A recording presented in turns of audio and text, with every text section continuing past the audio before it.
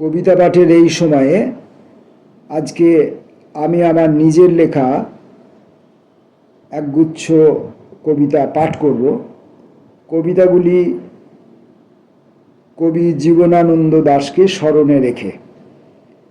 প্রথম কবিতার নাম বনলতা। আমার কবিতা তোমার বনলতাকে কোনো বার্তা দিতে চায়নি কখনো।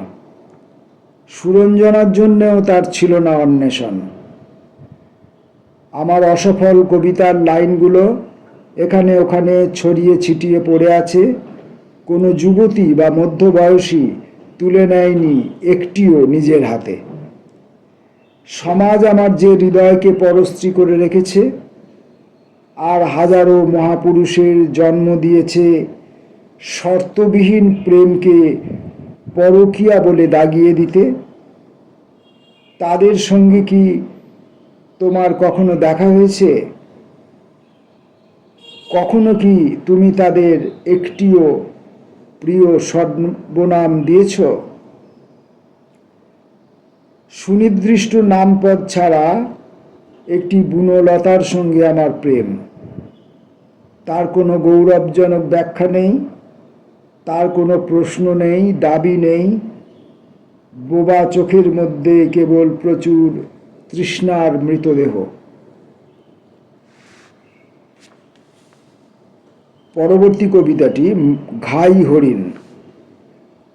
মধ্যরাত যখন তার চারদিকে কামিনীর গন্ধ হয়ে ছড়িয়ে থাকে প্রশান্ত মহাসাগরকে সামান্য করে, তখন আমি তাকে একটি হরিণের ডাক পাঠিয়েছি, যা থেকে একটি সঙ্গলাভ আদিম হয়ে ওঠে সঙ্গবিহীনতাকে অতিক্রম করে। খুব শান্তভাবে একবার তাকিয়ে দেখে সে, তারপর সময় পেরিয়ে যাওয়া ঘড়ির গায়ে এসে ফাল্গুনকে অগ্রাহ্য করে অতি নম্রভাবে। নম্রতার চাবুকও যে কত নির্মম উদাসীন হতে পারে কফি হাউসের পংক্তি ফুকরা কিংবা কলেজ স্ট্রিটের চতুর বাউন্ডুলেরা বুঝবে না।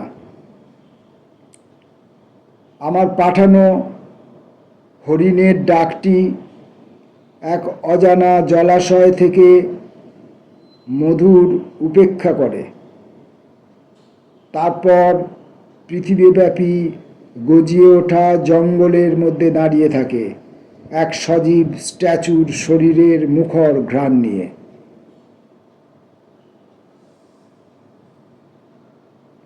কালো তিল,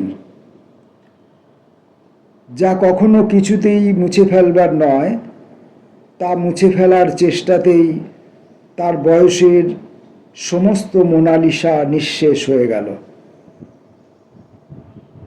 কোন বেনাবনে সে ছড়াতে চায় তার মুক্ত? কাকে চক্ষুশূল বলে ঘোষণা করতে চায় কোনো স্পষ্ট ধারণা নেই মনে।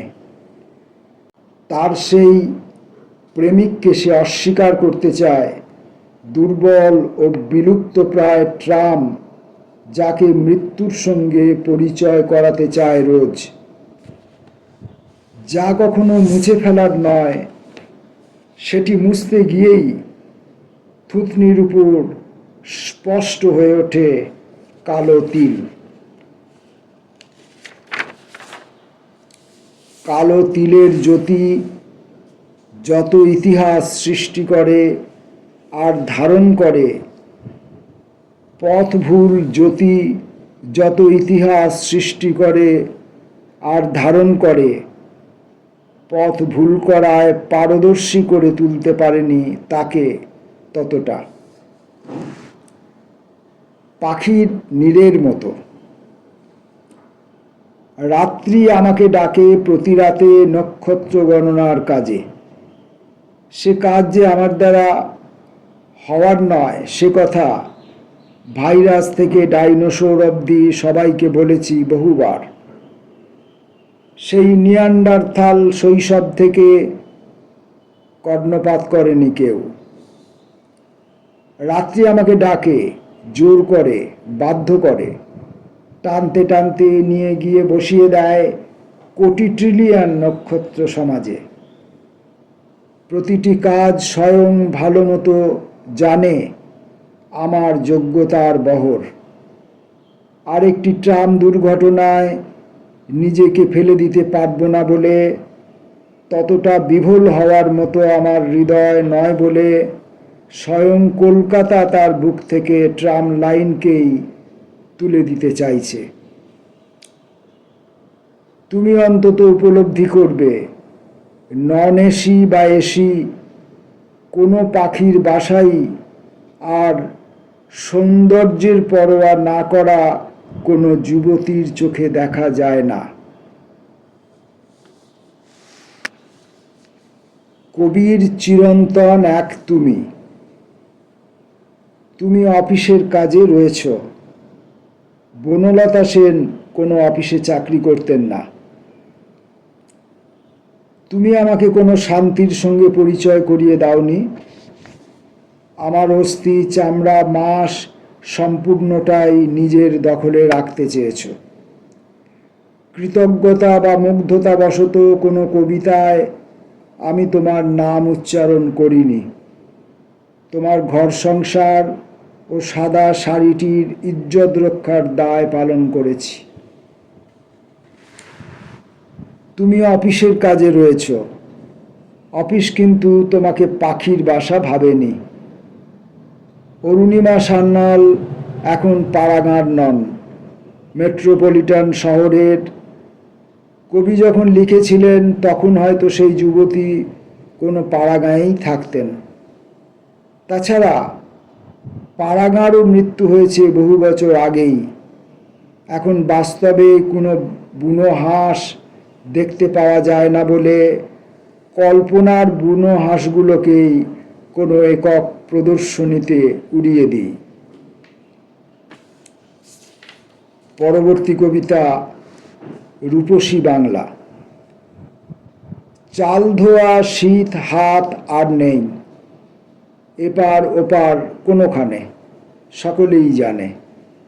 হাঁটুফাটা জিন্সের ফাঁকে কেবল কিশোরী বা যুবতীর নয়, অনেকটা ইস্ট্রোজেন খরচ করে ফেলা মধ্যবয়সী বিধবারও চর্চিত রূপের প্রতারণা উঁকি মারে।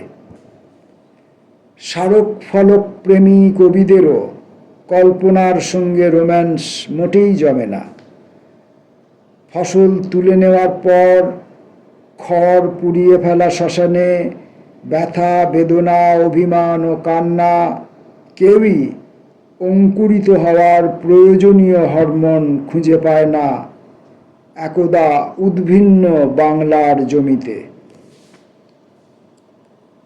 জীবনানন্দ দাশকে স্মরণে রেখে আমার লেখা শেষ কবিতাটি, ঘাই। ছাদের ধারে এসে শুয়েছি, মাটিতে হলে ভুঁয়েছি বললেও চলতো। পাশে রেখেছি ভুলের মতো কিছু চন্দ্রমল্লিকা গাছ, যাতে এখনো ফুল ফোটেনি। ভরসা বলতে এরাই যেটুকু। আপনার চেয়েও আমার প্রেমিকার সংখ্যা বেশি। তফাৎ শুধু এই যে তারা জানে না আমি তাদের নামে প্রচুর পরিমাণে হেমবর্ণ প্রেম পোস্ট করেছি। কেউ যদি আমার হয়ে তার ডেলিভারি দেয়,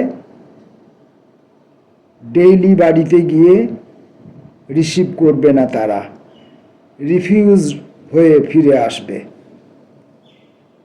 কাকে আমি ঘাই হরিণীর ফাঁদ বলে চালাতে যাব? তাই আপনার শ্রেষ্ঠ কবিতা বা সাধারণ কবিতাও ছুঁয়ে দেখি না। চরিত্র হারানোর ভয় চরিত্রহীনদের একটু বেশিই থাকে। জীবনানন্দ দাশকে স্মরণে লেখা আমার কিছু পংক্তি আমি পাঠ করলাম। নমস্কার।